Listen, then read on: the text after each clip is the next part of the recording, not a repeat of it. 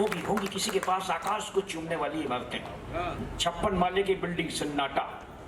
क्या फर्क है साहब? एक दृश्य जीना, हमारी हिंदुस्तान की, भारतवर्ष की आत्मीयता का एक दृश्य जीना। हमारी मातृ शक्ति बैठी है घर के एक बड़े से कमरे में, 70 साल की बीच में दादी माँ बैठी हैं।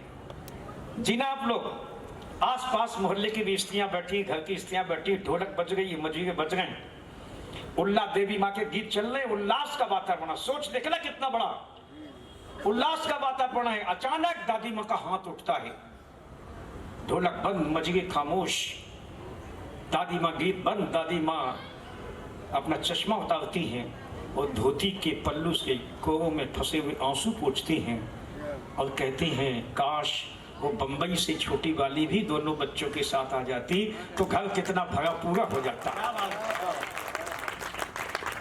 हालात क्या स्थिति हो गई। किसी ने बहुत बड़ा शेर कहा है कि एक समय वो था, सोचते थे हम मेहमान कोई आए तो खाना खाऊं। हालात अब ये है, सोचते हैं हम कि ये मेहमान चला जाए तो खाना खाऊं। लेकिन अपना देश ऐसा नहीं है।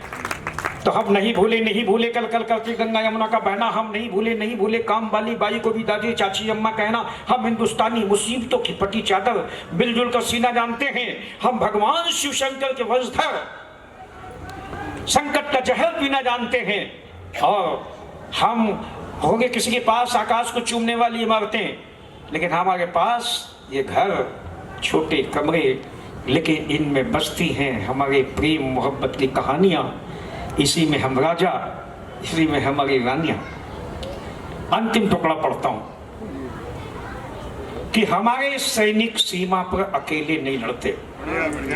इस अनंत आकाश में शहीदों की आत्माएं जहां कहीं विचित हो गई हो, इस महा महोत्सव की ओर से मैं नमन भेजने की कोशिश करता हूं। अभी पिछले दिनों ऑपरेशन सिंदूर हुआ, आपने हमारे जवान सैनिकों की ओर देखा, लेकिन 4 पंक्तियां पहले सुन लीजिए। ऑपरेशन सिंदूर की बात की 4 पंक्तियां मैं पढ़ता हूं।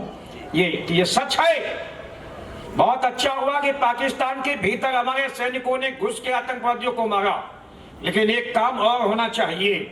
4 पंक्तियों में प्रस्ताव रखता हूं, समर्थन करना तो दिल्ली तक आवाज पहुंचाना कि सच है कि सीमा पार पल रहे आतंकवादी तुरंत फांसी पर लटकाने के काबिल अपराधी हैं। ये सच है कि सीमा पार पल रहे आतंकवादी तुरंत फांसी पर लटकाने के काबिल अपराधी हैं, लेकिन देश में रह के पाकिस्तान जिंदाबाद बोलने वाले उनसे बड़े आतंकवादी हैं। बहुत अच्छे।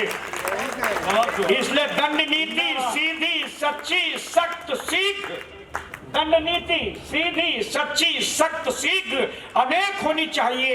आतंकवादी बाहर के हों या भीतर के, दोनों की सजा एक होनी चाहिए। इनसे निपट लें।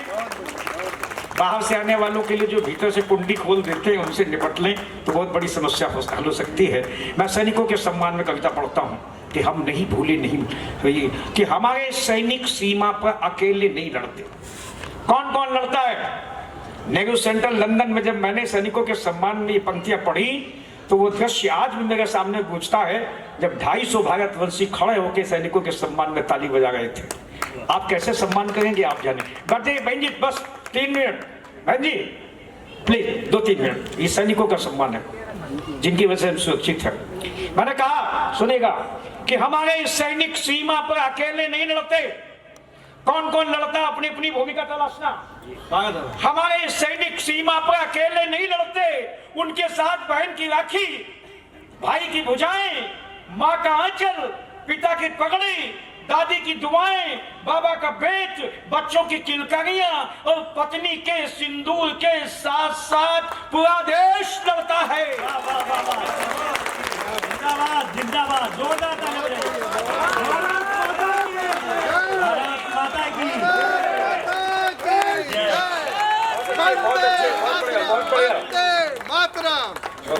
बैठे।